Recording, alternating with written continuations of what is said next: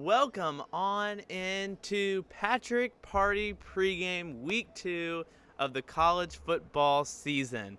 Man, we are so excited that you have joined us this morning, this early morning. You know, I was thinking late last night, I was like, I don't think I've ever, and hopefully will never again, have the opportunity to say, in about 30 minutes in the middle of our show, I'll be able to say 12 hours till kickoff between the Tigers and Golden Bears on the other side of the country. So it's going to be a fun morning. Thank you for waking up and getting ready. It's going to be such a fun and a long college football Saturday as we anticipate the matchup later tonight. But welcome into pregame. For those that might not know me, I am Patrick Bingham, and man, we have just such a fun show planned for everyone today. This is the first, all right, last week, a lot of fun, a lot of the, all the things that make college football great, the band, the Eagle, Tiger Walk, all these things. But this week, we get to see how good this football team is in Auburn and so many across the sport. I mean, you got the game in Tuscaloosa, just several great games all across the landscape, and very excited to break it down for you this morning. So yeah, let's go ahead and get on into the program. And we like to start, this is kind of our new thing if you weren't here last week. First ever show outside in the elements. Today we have beautiful weather, not a cloud in the sky from what I can see. last week, a little bit rainy, a little bit dicey. I was about 40 minutes into this, and I start seeing, a little bit of precipitation make its way onto our desk here, and I was like, oh, we might want to start speeding this one up. And let me tell you, we got everything inside in the nick of time. But today, gorgeous weather, very excited to get going. And on the 3rd minute of our show, we are doing this thing where we are commemorating Auburn football seasons that ended with a 3, meaning the 1983, we're going to say it, national championship season, the 1993, yeah, we're going to say it, national champion seasons, and the 2013 Dream season, national championship appearance, SEC champions. And so we are going week by week. Last week we did the season openers for all of them, and this week doesn't start as happy on September 17th, 1983. The Auburn Football Tigers took on Texas, and in the lone loss of the season for that 83 squad, they fall to Texas 20-7. They got down 20-0, ended up scoring a touchdown late, but it wasn't enough to beat the Longhorns at home. Auburn falls 20-7 in 1983. Good news, the other 2 weeks were a little bit happier. In 1993, after a win against Ole Miss, Auburn takes on Samford, and it's really interesting. So 1993 was, of course, a year Auburn was on probation for several things, and it was one of the last of its kind where they wouldn't, one of the probation bans was you can't be on TV. And which is wild to think about nowadays. Can you imagine all the money? And that's why they actually stopped it. And so there's no highlights. And I have found, we don't have highlights this week, but I have found the Auburn football reviews for the entire 1993 season so that we can have highlights to show on here from the 1993 season. Ironically, they actually just stopped doing the Auburn football review this year. It's now called Auburn Every Day, and I don't want you – well, actually, it just finished, and so this could be a new thing for you. I'm setting up all of our TVs, for a big day of college football, and I go to Fox, and so College Game Day starts at 8. Marty and McGee on the SEC Network starts at 8, and then they go to SEC Nation at 9, which, of course, has to compete with us. And then Big Noon on Fox also starts at 9. And so I was just going to go ahead and put the TV on Fox and let it play. It was literally playing like an Animal Planet show from 8 to 8:30. But from 8:30 to 9 was the new Auburn Football Review, Auburn Every Day, whatever we want to call it, esque show. And it was on Fox. So maybe in the future you watch Auburn Football Every Day from 8:30 to 9 and switch it right on over to Patrick Party Pregame. I don't know, just an idea. That's not what I'll be doing, but because we got to get ready. So Auburn wins this game against Samford. We got off topic. 35-7 to keep that undefeated season alive. And then in 2013, after Gus gets, the big fun first win against Washington State, they play Arkansas State. So here's the tea about this game. Gus was Auburn's offensive coordinator from 2009 to 2011. 2012 season, he's Arkansas State's head football coach. And you might be like, okay, so he's playing his old team. He was only there 1 year, whatever. I want you to guess. Who was Arkansas State's coach in the year of our Lord 2013? It starts with a B and rhymes with Brian Harsin. Yes, so everyone's favorite Auburn football coach, Brian Harsin, was actually at Arkansas State for 1 year in 2013 before in 2014 taking the Boise State job. Guess who was the Arkansas State head coach? So Harsin was it in 13. Gus was it in 2012. Guess who was the Arkansas State coach in 2011 for 1 year? Hugh Freeze. So if you want to predict who Auburn's next head coach might be, you might want to look at Arkansas State. That was the big joke when they hired Harsin. I was like, I think they literally Googled, how do you replace Gus Malzahn, and did what Arkansas State did. I don't know. There were also hot tubs involved, apparently. Auburn ends up winning this game against Arkansas State 38-9. Something I want to point out, Arkansas State, so, Auburn wore blue because it was at home. Arkansas State, Gus had gotten these uniforms designed for the bowl game, but then didn't end up coaching the bowl game because he took the Auburn job. Harsin had the team wear these like dark gray jerseys to Auburn. They ended up getting a penalty. Auburn got the ball to start both halves because Harsin was really petty. A sign of things to come, one might say. So with that, that is our, I say it's the 3rd minute. It probably lasted 10. But our commemoration of the 1983, 93, and 13 seasons. And with that, let's get to this Saturday. Your Week 2 Saturday slate. Vanderbilt, Wake Forest. So, for those that don't know, shameless plug, we have our new national TV board. I think today could be a really fun day to use it because you're going to use the whole board before we get to the Auburn game. I was looking at it last night, and I was like thinking about like, okay, what games do I want on what TVs? I was like mapping it out in my head and like thinking through all the streaming things, college football fans have to think through nowadays. And so I'm making, I'm going through all the board. Using the board. Great. This game starts at 10 a.m. Central Time. Don't ask me why. I think the ACC Network was trying to squeeze 4 games into today. So this game will actually be the only game on for the first hour. So I wanted to include it. It's Vanderbilt. It's Wake Forest. Vanderbilt, they got the Week 0 win. But this is their first real test. Obviously Sam Hartman left Wake Forest. He's playing at Notre Dame. We're going to talk about that game in a second. 2 teams with very similar colors. And I think this should be a fun one. This is a big test. Vanderbilt got a lot of flowers after last season going 5-7. And if they want to be a bowl team, this is a kind of win where we could be like, oh, okay. They're not just like the team that occasionally gets the SEC upset and beats the bad teams.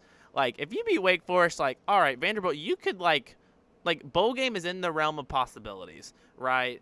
And I think this is just a real measuring stick game. Wake Forest is a 10-point favorite. It is on the ACC Network. 10 a.m. Central Standard Time. All of our times are God's time zone, Central Standard Time. Speaking of Sam Hartman, his new team, Notre Dame, will be taking it over to NC State. Notre Dame got the big win in Ireland, and then they beat Tennessee State last week in a bad game. Now they're playing NC State. I think Notre Dame, they can be a good team this year. These are just the games that, they can't slip up and lose at NC State. They got Clemson, which looks a little bit more manageable after last week. I mean, Notre Dame could have a good season.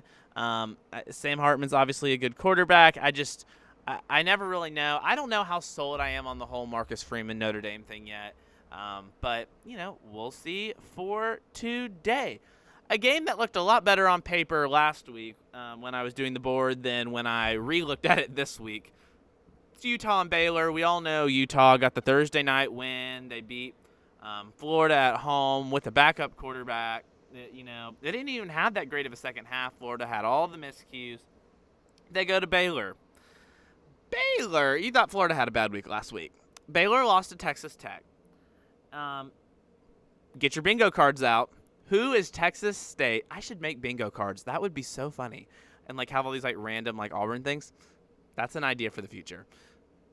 Who is Texas State's quarterback? TJ Finley. And what's really funny, Bo Nix had a really good Saturday statistically. TJ Finley had a really good statistic Saturday. Robbie Ashford had a really good statistic Saturday. Holden Garner even played well. Zach Calzada had a good statistic Saturday. Every single Harsin quarterback at Auburn, and I think they all won. So, look, I am just reading the facts. I'm not gonna say it, but we're all thinking it. Baylor lost to Texas State last week. The David Aranda thing at Baylor just doesn't make a lot of sense to me, and the funny joke this week, and I know it's week 1, I don't want to do all the coaching carousel stuff, but it's future Baylor coach. I forget what the Texas State coach's name. He actually has a Gus Malzahn connection from the Tulsa days when Gus was the OC at Tulsa. And so does, and we'll get to this in a little bit, if I remember correctly, I think offensive coordinator Jake Spavital for Cal. We're really in the weeds now. Jake Spavital, Cal's offensive coordinator, who was Cal's offensive coordinator and is now back. If you read our preview, you would know that. So, if you haven't, PatrickPregame.com.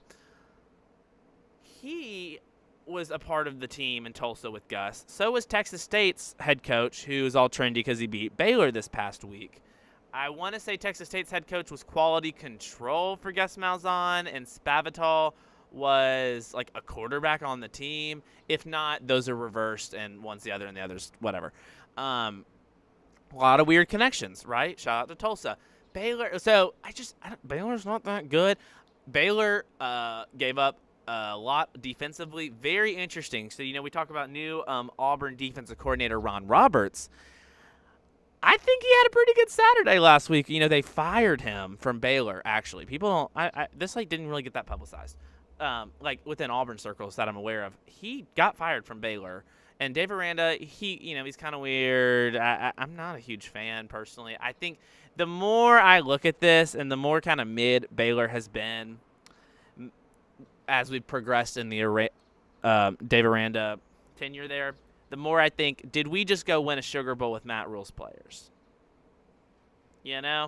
So all this to say, I don't think this is going to be a very good game. We'll do Bingham's bets in a little bit, but I think I actually picked this game, so I'm not going to say anything because I have a tendency to spoil my picks. Nebraska and the Colorado Buffaloes did you know Deion Sanders is Colorado's head coach? News to me. Yeah, it's been the talk of the town in the sport this past week. And you know what? I say this in my picks, and I'm going to say this. So, number one, I was wrong. We were all wrong. I didn't think last week would be very close. I will say, and we will give Deion his flowers, and I will. They won the game. They looked good. All the credit where credit's due. I don't think TCU's that good. They lost a lot of people. You beat TCU. I know it's a big deal. I know we all made it a big deal because no one was picking him, and then he was going after media people in the press conference, which I don't love. But we beat TCU. Nebraska this week. They're talking about it's a sellout. The last time there was a sellout, it was actually against Nebraska. This is an old rivalry. And it was all Nebraska fans. I think they were celebrating that it was going to be 60-40 Colorado people there. I was like, guys, that's not good. All this to say, I think, and I don't want to reveal my pick, Colorado. So Colorado's offensive coordinator, and I'm blanking on the name, he was actually a head coach in the MAC, leaves his head coaching spot to come be the offensive coordinator at Colorado, and now there's already people talking about him. He's the new sexy name after week 1, along with Texas State's guy. They run this really fast, up-tempo offense, and the big key, and what I think is interesting, and because we talked about it, we were like, I think they have good skill position players, but their offense and defensive lines are not good. They look small. In that, I think somewhat is true. They played a little bit better than I think we would have thought, but this offense is designed around hiding that, and how can we kind of get the ball away from the offense and defensive lines, or the offensive line for the offensive standpoint. And Nebraska, you think Matt Rule. In my head, I'm thinking big, physical, tough. And so I think Nebraska could give Colorado problems that they didn't have to face against TCU. With that being said, I think Colorado's skill position players are far better than Nebraska's. I think Sanders, their quarterback, is far better than Sims, Nebraska's quarterback. And I do think the skill position players could be a difference in this game. We'll make that pick later. All right, you got to be a college football junkie if you're going to watch this one, truthfully. This is, you know what? I'm going to say it. I think this is going to be my sexy game of the week. And I am so torn. I did not pick this game, so I'm going to pick it now. I'm so torn. So these are two, I'm not going to say that. Purdue and Virginia Tech. Purdue lost to Fresno State last week. So they're not looking too hot. All the coaching turns arounds and things. I forget who their coach is. Virginia Tech, they got Brent Pry from Penn State. Let's do a little Virginia Tech deep dive for a second. A little, just to catch everyone up of where we are. So Virginia Tech has sucked for the last several years. They had Justin Fuente. If you don't remember who that is, Auburn played Memphis in the Birmingham Bowl in 2015. Justin Fuente was their head coach. Beamer retires from Virginia Tech, we all know, legendary, whole thing. They hire Justin Fuente. They have a couple good seasons, and then it just kind of runs into the ground. The biggest thing was the recruiting really fell off. They lost a lot of strongholds in the D.C. area. Penn State, I kind of think this is interesting. You think about James Franklin, and he had been at Penn State for a while, but I think it's interesting. Penn State started to rise as Virginia Tech started to fall. That has to be interesting. Another thing I'll say, when Auburn was going through all of its mess, end of Malzahn Harsin, is when Florida State started to rise. And you think Auburn and Florida State, they don't play a lot. Virginia Tech and Penn State, they don't play a lot, all different conferences. But the recruiting territories are the same. And Virginia Tech just kind of lost who they were. They ended up getting rid of Fuente. Brent Pry, Penn State's defensive coordinator, comes in, a guy that recruited a lot of those strongholds in the Virginia area. And is trying to reestablish all the things, but their roster is in a bad place. They've done a little bit of portaling, but they're really trying to build this thing long term, and it's just going to take them several years. They lost Old Dominion, and they had a bad season last year. And Purdue, they don't look very good. This could be a chance for Virginia Tech to win a game. I'm being so for real. This is a measuring stick moment for have we progressed from year 1 to year 2 for Virginia Tech. And truthfully, I'm kind of excited about this game. I'm going to have Nebraska-Colorado on the big TV, but I will be watching this game. This is a big moment for Brent Pry. I'm kind of a believer, low-key. I've been talked into it. This is a big game for Virginia Tech and the Hokies. So they are favored, as pointed out on our graphic. I'm going to pick them. I'm going to drink the Kool-Aid. I'm going to pick them. Let's go to the 2:30 hour. Ole Miss and Tulane. This is an old classic matchup. I have friends that will be at this game that go to Ole Miss. A lot of fun. Honestly, Auburn should play Tulane. And not that it would be a big game when they come here, but what if we just like a 2-for-1? And we go play in New Orleans. It would be all Auburn people, but I think I'd enjoy it. This is the top 25 matchup. We all know what Tulane did last year. I will say a lot of their players are back. I think this is a good Tulane team. They beat South Alabama, who is also kind of on the rise. South Alabama, a good Sun Belt team. They beat South Alabama, and South Alabama wore these Mardi Gras helmets, saying that Mobile started Mardi Gras. I know it's a whole thing. I don't understand Mardi Gras or really care. I'm sorry. Ole Miss.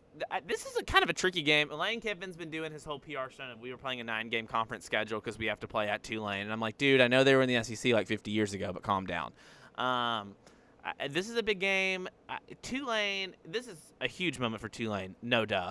But, Tulane, there's a difference between being the hot group of 5 team for 1 year and having sustained success and being a UCF or the gold standard for it would be being a Boise, right? We still think of Boise like that, even though they lost last week, and we'll talk about them in a second because, hey, those teams actually play.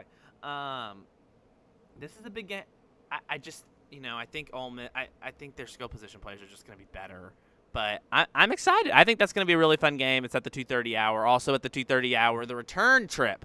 The Aggies will head down to Miami, South Beach, even though the stadium is not really near there at all, to take on the Hurricanes. A lot of drama for this game. So, obviously, A&M sold out the game in Kyle Field. Miami is struggling to do that. They're doing this BOGO sale where if you buy the games to the A&M game, buy tickets to the A&M game, you'll get a free ticket to the Georgia Tech game. And UCF is was 100 tickets away from selling out their stadium. And a lot of teams, Auburn included, will put out 500 tickets to go till a sellout, 100 tickets to go to the sellout. Get your tickets now. So UCF does that kind of thing. And then so it's the big text at the top of the graphic. The bottom is a picture of the stadium. But if you zoom in on their video board, they photoshopped no BOGOs available. And it was just making fun of Miami. I think it's going to be funny. This is a really interesting an inflection point, math term. I actually did a whole article last year called Inflection Point, so that's fun. But this is an inflection point for really both programs. I will say this. Last year, I said LSU is the wild card to the entire SEC West. How LSU is determines so much of how that division will go down. In the last year of the SEC West, Texas A&M is the wild card. They are the wild card. No one knows if Bobby Petrino and Jimbo Fisher are going to make like this incredible offense, or if they're going to kill each other, or both. And this is a big moment. This is a measuring stick game. Where are these teams at? And I mean, like Auburn and A&M play in 2 weeks. That's going to be such a big moment for the for the whole, like, to see where both programs are at, how the West will be won. But look, it's just one of those things where I'm like, this is a big game. I'm really interested to see what A&M's offense looks like in this ball game. For Miami, it's one of those things for me where I'm like, it was just so not Mario Cristobal. Like, I don't know why, but maybe we just all had this interpretation when he was at Oregon that, like, he just, like, everything was in order. Like, it just all made sense. And last year was just a disaster at Miami.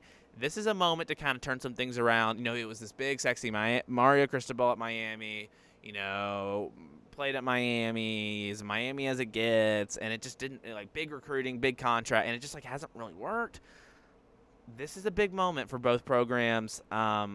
Really, really excited about that one, truthfully. The Cy Hawk Trophy, that's Iowa, that's Iowa State.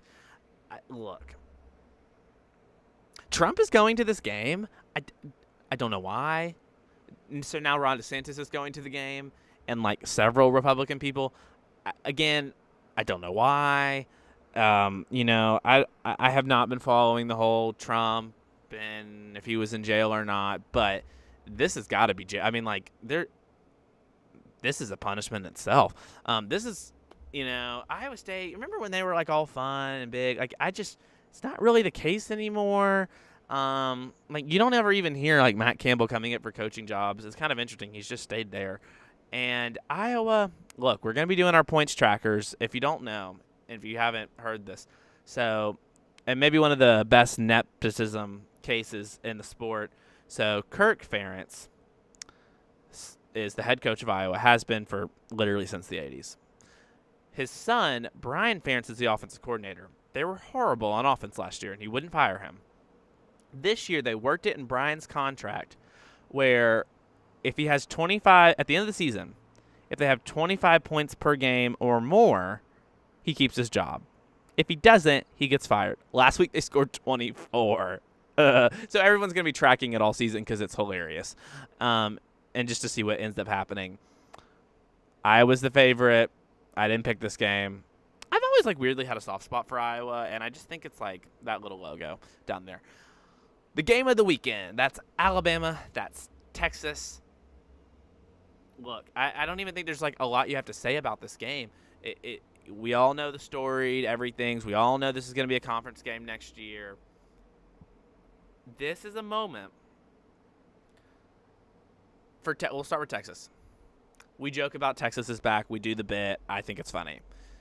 This is a moment where it's like, all right, you win this football game, and you're back. This is a big boy football game. We all know that. And it's such an opportunity. Now, it would be really funny if, like, Texas won this game. We're like, they're back, like, Texas. And then they, like, wet the bed next year when they join the league. But, I mean, this is a big moment. A big game for Steve Sarkisian and Quinn Ewers. I mean, this could be a coming out party for the Longhorns. I picked them to win the Big 12, but this is a big game. Nick Saban doesn't normally lose these home games. He doesn't normally lose home games. He doesn't normally lose games that he has a lot of time to prepare for. These early season matchups, bowl games, obviously he's done well in the playoff. For Alabama, look, and maybe this is just the Auburn in me, but I just don't think they're that good, ? But it's also one of the things where I played the schedule game, and I'm like, I don't think, I'm not seeing losses here. This is going to be a big test for Jalen Milroe. I do think Alabama's going to have an improved defense from last year, but their offense, they're going back to the, like, when you think, like, Alabama, like your 2009, 2012, like, we've heard this several times, but Nick Saban said, I thought we got too Bryce-centric last year, right? Everything, if Bryce had a good game, we won. If he didn't, we lost. And so they're trying to make this like a ground and pound offense, run the football, vibes. Texas, we all know Steve Sarkisian. He's the all-gas, no-brakes guy. Of course, he was at Alabama. This is going to be a fun one.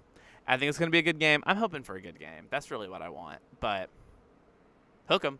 All right, next up we got Oregon and Texas Tech. This game would have been so much more fun if Texas Tech wouldn't have gone and laid an egg in Laramie last Saturday. And look, this is a big game for all the flowers I felt like Joey McGuire got this offseason. Look, I mean, you can't just start 0-2 is not hot, and we're gonna see how it goes. Is that, you know, it gets weird in Lubbock. It's the middle of nowhere, but I think Bo Nix and Oregon are gonna probably win this football game. I think they're the better team. Bodacious, baby, bodacious. That's really all I have to say. We're running late on time. We got UCF, and there are so many good games this weekend. I was going through my graphics. I was like, I made way too many of these. UCF, Boise State, Gus Bus taking it up to old Idaho to take on our potato man. He doesn't coach there, but I want to make fun of him.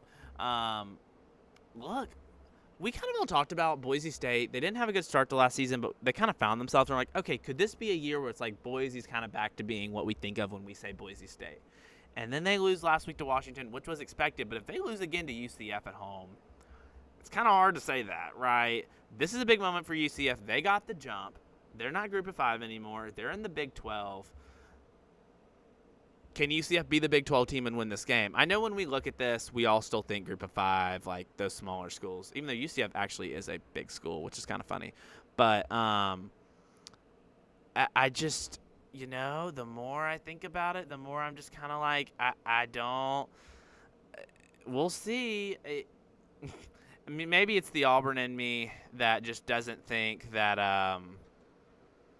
Gus is going to win this road game.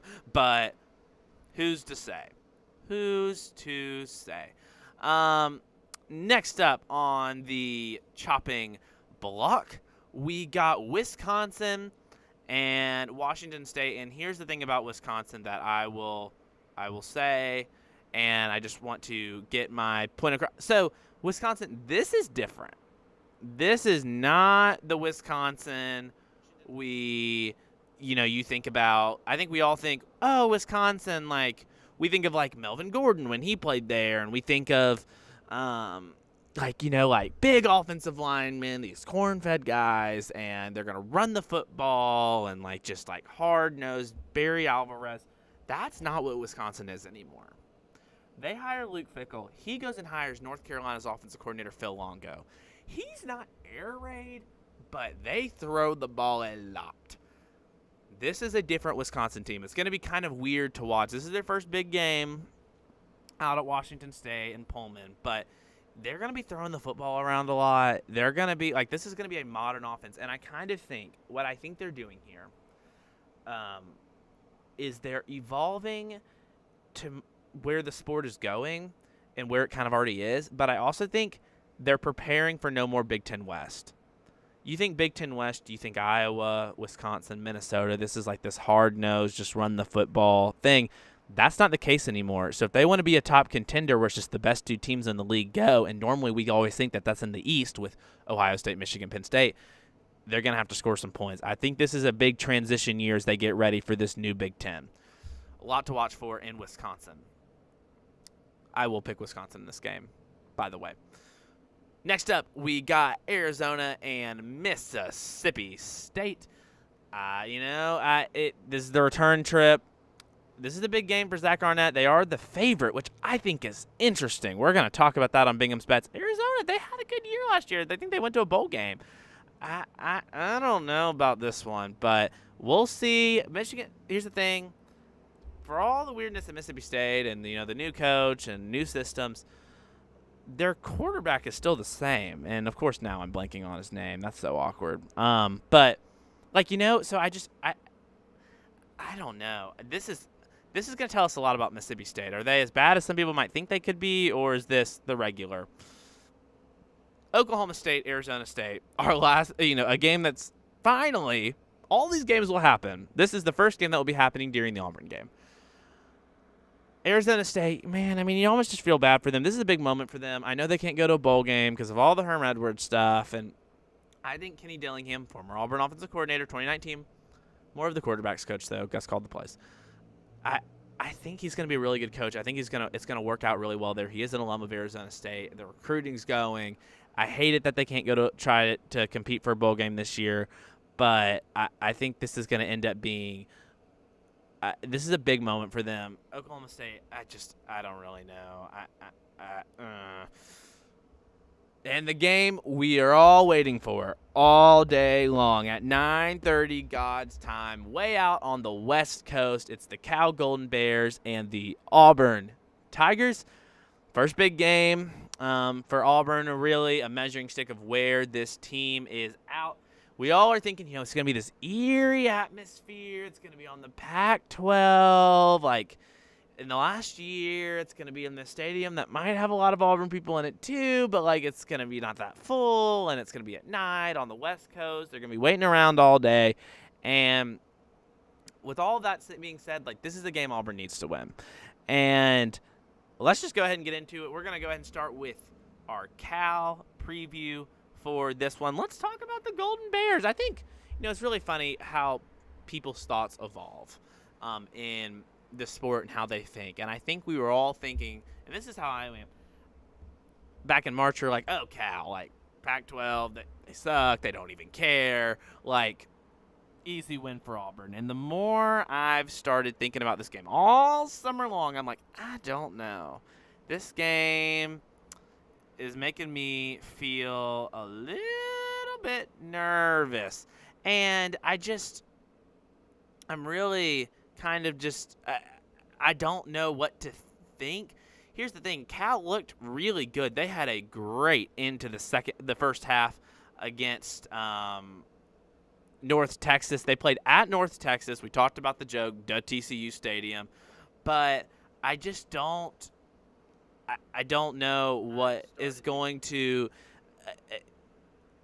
look. Here's the thing. They have a new offensive coordinator. We talked about Jake Spavital, so let's just go ahead and get into it. Spavital was at Cal. Then he had a couple other jobs around the sport. Ends up coming back to Cal this year. They broke all kinds of records. In week one, Cal had 669 yards of total offense, the most in a game in 8 seasons. It's the most points the Bears have scored in a game since 2015. That's 58 points they won. They had 58 points against North Texas. They had 33 points, 33 to 21 at halftime. It's the most points a Cal team has scored in a half, amassing 35. Since 2016, they had 35.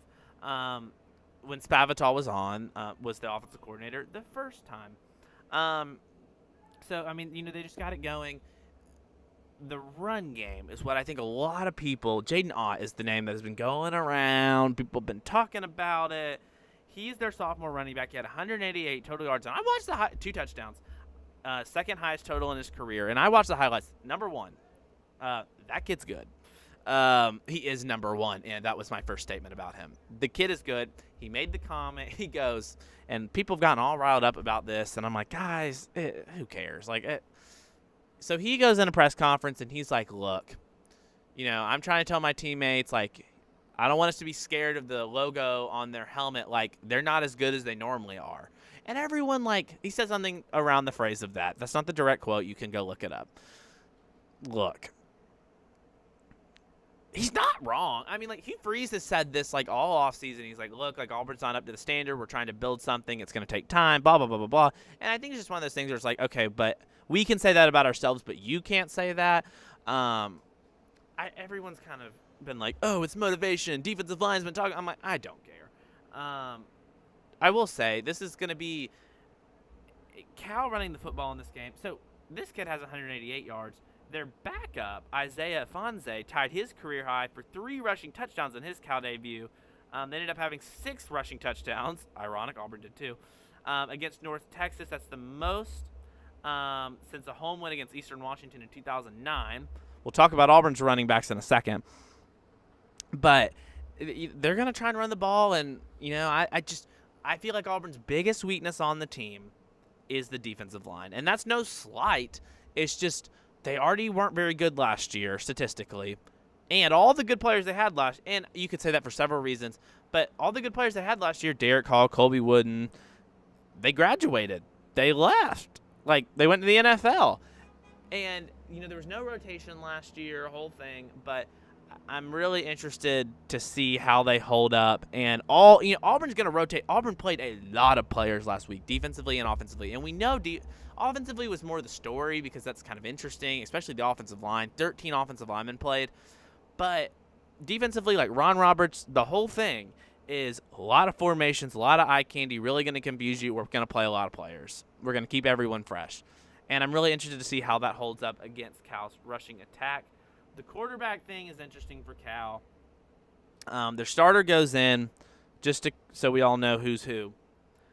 Their starter was the TCU transfer. He gets hurt.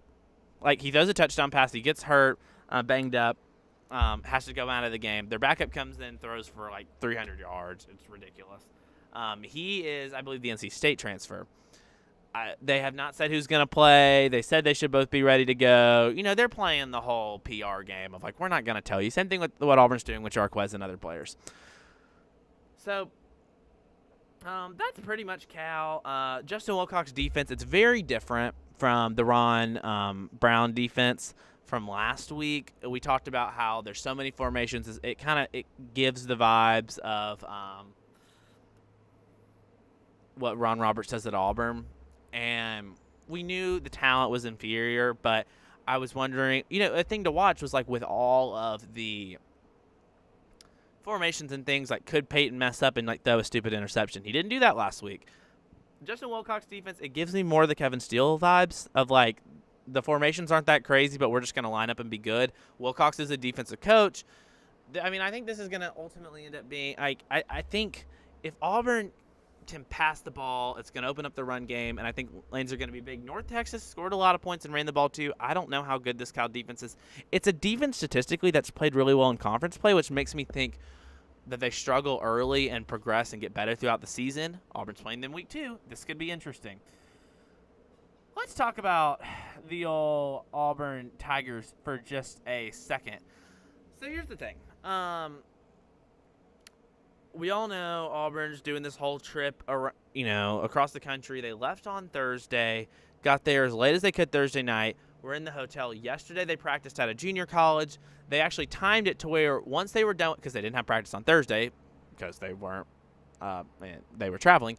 So they practiced Friday. They get back to the hotel when they would normally get to the hotel for a normal game, because this is different because all the travel. The big thing Hugh Freeze talked about, he's like, look, like, I'm not looking forward to just sitting all day Saturday. Like, we're going to wake up and I'm not going to have anything to do for several hours. And if we keep doing meetings, I'm going to drive everybody crazy. So, he's even talked about, he's like, look, I would never have signed up for this. I'm not looking forward to it, but this is such an opportunity for us, despite everything, to go and make a statement to represent Auburn. And I have to, it starts with me. I have to be motivated. I have to be excited about this and get the team ready. So it'll be interesting. Auburn, all-time in California, 0-3. They lost in Santa Clara in 1936. God knows why they were playing in Santa Clara in 1936. They lost to number 18 USC in Los Angeles Memorial Coliseum in 2002, kind of when USC was starting to have their come-out party with Pete Carroll, Matt Leinart, Reggie Bush. We all remember them. They're pretty good. And then Auburn lost to Florida State in 2014 in the BCS National Championship game. So can Auburn, against a new foe in Cal, get a win in the state of California for the first time? It's going to be interesting. So we talked about, we'll start with the offense for a second. Here's the thing. Thorne didn't light the world. We'll start with quarterbacks. Thorne didn't light the world on fire. Nobody was like, oh my God, Peyton Thorne. He just did these incredible things against UMass. 10 for 17, I believe, 149 yards, a touchdown pass to Jay Fair. It wasn't anything crazy. He made 3 critical errors, and Hugh Freeze talked about this. And, that's got to be better. But I think the thing for him is it was a very vanilla passing game, and he didn't play a lot of the second half, and Auburn wasn't trying to, show anything, right? They stopped throwing the ball pretty quickly into that second half. And I think we're going to see a much more complex passing attack. And I think we're really going to see what Peyton Thorne and these wide receivers can do and what this whole offense can do. And so I think that's going to be something to look for in this game. I will say, everyone's like, wow, Robbie, he looks so great. He's so much more athletic. Peyton Thorne, kind of boring. Look, let's not start any controversy. That's so stupid. Here's the deal. It was clear why Peyton Thorne's the quarterback. He has a command of the offense. And I'll just say this. Sitting in the stadium, watching both quarterbacks play, and I got later in the game, I got closer to the field. There is a just different type of zip on the ball when Peyton Thorne throws it versus when Robbie throws it. And there's no disrespect to that. That's not to say Robbie's bad. He can throw the football. But when Peyton throws it, it just looks different. It has a zip to the ball where I'm like, okay, this is different. So Peyton's going to be running the offense, but we all know, we've talked about it, Robbie is going to get a package. And that is something Hugh Freeze has said. He's like, look, he literally went into the press conference last week, and he's like, guys, I said he was going to get a package. Why are y'all so surprised? And it's one of those things for me with Robbie where, Hugh Freeze said, look, we don't want to be predictable. We don't want to get in the red zone. They'd be like, okay, he's going to run the ball. And he said, Robbie didn't have to make any decisions last week. I think he's going to have to make some decisions this week. I'm really interested to see how they use him. He can throw the ball, and I'm interested to see if he does that in red zone opportunities, how much they use him. I just think, like, trick play, all kinds of things. I think the way they use Robbie, Hugh Freeze has said it. Look, Peyton Thorne and Robbie Ashford are vital to our success. They're both going to have to play well for Auburn to win this Saturday. And, I'll just say, we all know Robbie had 3 rushing touchdowns, the hat trick in the second quarter, the most rushing touchdowns in a game by an Auburn quarterback since 2010 with, you might have heard of him, Cam Newton. But the rushing attack is not just Robbie, even though Robbie was a big part. And I'll say this, Peyton Thorne was running the ball a decent amount in those first couple drives. And, the sacks kind of mess up the whole stat. But Peyton Thorne can run the football too, much more of the Jarrett Stidham run than the Nick Marshall Bo Nix run. But, we'll see. But for the rushing attack as a whole, look, let's just go ahead and say it with Jarquez. We don't know if he's playing. Hugh Freeze hasn't said anything. Why would he say anything? The question would be, did he make the trip? If he's there, one would think he's going to play because, like, you wouldn't take someone that can't play on your traveling squad. That just doesn't make any sense. And why would you spend university money to do that? If he's there, I think he's going to play, but who knows? But I think, like I said, Auburn's got good running backs behind him. Damari had a good game. Brian Battie had a good game. Jeremiah Cobb got a 42-yard rushing touchdown last week. And I think Auburn's going to have a strong running game. If Auburn can run the ball, it goes kind of both ways, right? So long Auburn was, if Auburn can run the ball, maybe they can throw the ball and get the other team to respect it. I think Auburn can throw the football. And I think it could really open up some big running lanes if they could spread that Cal defense out. With that being said, I think the wide receivers are still going to be big. Something that was really interesting, and we talked about how people were impressed just because, like, Auburn hasn't had vertical passing a lot recently. But Auburn didn't even – we talked about – how many times in the offseason did we talk about Rivaldo Fairweather and the whole lead-up, how good he is? He didn't get a target once last week. I think he could be a big factor in California at California Memorial Stadium. And I believe it's 100th season, so that's kind of neat. Defensively for Auburn, we've said it. It's going to be that run defense. That's what kind of makes me nervous, and I think that's ultimately what's going to end up making it or breaking it for Auburn. And I think it's I think this could be a pretty high-scoring game. I think the offenses are probably the stronger parts of both teams. This is going to be a big moment. We're going to really learn a lot about both teams in this one. We're going to see where Auburn stands. I don't think we're going to know everything we need to know about Auburn. I think that a lot of that comes against A&M in 2 weeks. But this is a moment where Auburn – it's just a game. Auburn should win this game. They're going to need to go do it. That's it for our preview. And it's everyone's favorite time. It's time for Fabulous Bingham's Bets. Again, confession. Did not go and see if any of my picks were correct last week. So I apologize for that. We start. I got my iPad out. Georgia's playing Ball State at home at 11 a.m. on the SEC Network. Georgia is a 42-point favorite. Well, I'm gonna, I think I'm gonna go with. I might take Georgia. Doesn't just give me the vibes that they're gonna score a lot of points, but their defense could stop Ball State. I think this could be tough. You know what? I'm gonna take Ball State in the spread on that one, just for fun. And you know what? The high numbers I keep saying. Ohio State 44.5 point. You know what? I'm gonna take that. Ohio State a 44.5 point favorite over Youngstown State. They didn't look super good for the majority of the game against Illinois. They went down a spot in the rankings. I think people are just gonna be dramatic about it. I think they actually cover this. I think they're gonna blow them out. Notre Dame a 7-point favorite against NC State. I'm gonna take Notre Dame in that one. I'm going to take them in the spread as well. Utah, Baylor. Utah's only a 7-point favorite. Take Utah in the spread. Come on, ladies and gentlemen. Nebraska, Colorado. It's a 2-point favorite. That's just a pick 'em. Same with Virginia Tech, Purdue. Texas A&M a 3-point favorite. I don't know. That could go either way. Ole Miss an 8-point favorite. I don't know. That could go either way. Let's see if there's anything else that's interesting. Alabama, a 7-point favorite. I think if Alabama wins, they win by more than 7 points. I think if Texas wins, if Texas wins, you just pick Texas. So I think that's honestly a pick 'em. I don't think it's going to be like a 3-point game, but I've been wrong before. Oregon, Texas Tech. Oregon's only a 6-point favorite. I know it's Lubbock. Let's take Oregon in that one. Let's see. Any other interesting games? Mississippi State, a 9-point favorite against Arizona State. I'm going to pick Arizona in that one. And I think I might have picked Mississippi State somewhere else on some other platform. I'm going to pick Arizona. So I'm going to pick Arizona in the spread, obviously, as well.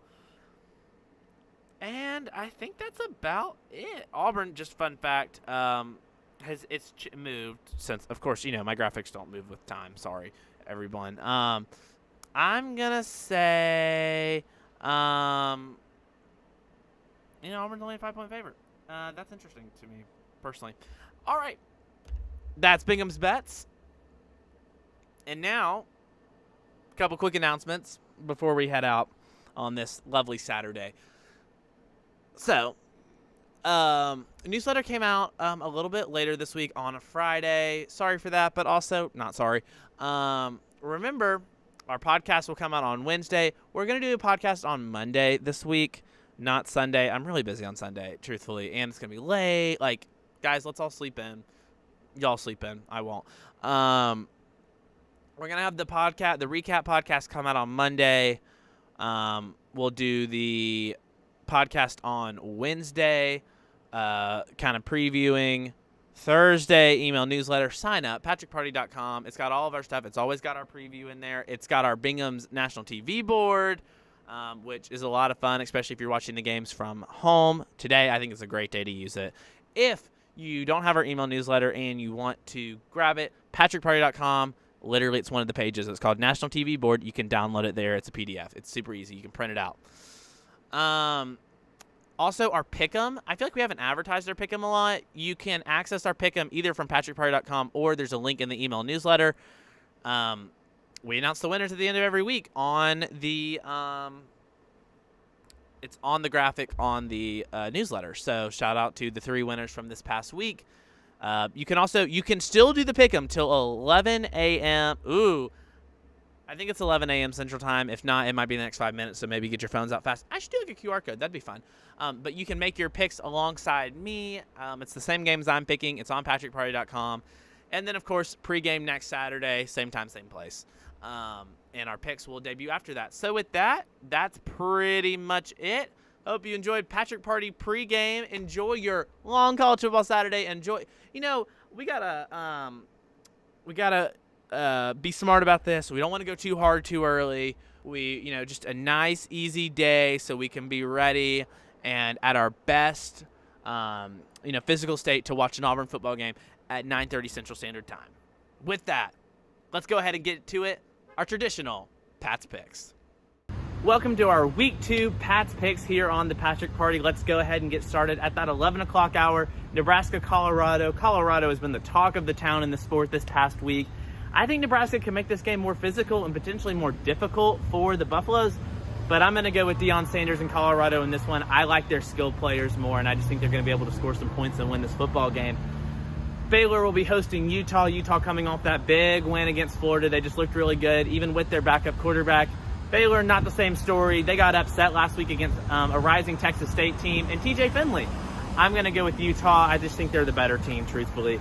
At the 2:30 hour, you got Ole Miss traveling to New Orleans to take on a longtime old conference foe in Tulane before they left the SEC. I think this could be a really good game. I think Tulane, this is a really big opportunity for them, but I like Lane Kiffin's bunch. I like the Rebels in that one. Also at 2:30, the return trip for the Aggies. This time they're going to be playing against Miami in Miami. I think this could be a fun one in Hard Rock Stadium. There's been all the talk about the BOGO sale and UCF making fun of them. I just think A&M's the better team here. I think this could maybe even be a coming out party for who I would say is the wild card in the SEC West this season, and the Texas A&M Aggies, now with Bobby Petrino and Jimbo Fisher pairing up to make that offense try and work. The game of the weekend at 6 on ESPN, you have Alabama and Texas, two storied programs. This will be a conference game starting next year. I think it's going to be a lot of fun.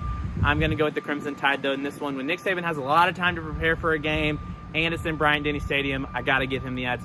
And it's against one of his former assistants. He tends to win those as well. Then it's Auburn and Cal at 9:30. After that, out on the wild West Coast. This is going to be a fun one. It's going to be an eerie atmosphere. I think there's going to be a lot of Auburn fans there. I give the Tigers the edge in this one. This one could be a little bit closer for comfort. If you're trying to go to bed early, you might not be able to because you won't feel comfortable about it. I like the Tigers, though, in that one. I think Auburn's going to get a big win as they get ready for conference play in a couple weeks. That's it from the Patrick Party. Enjoy your college football Saturday.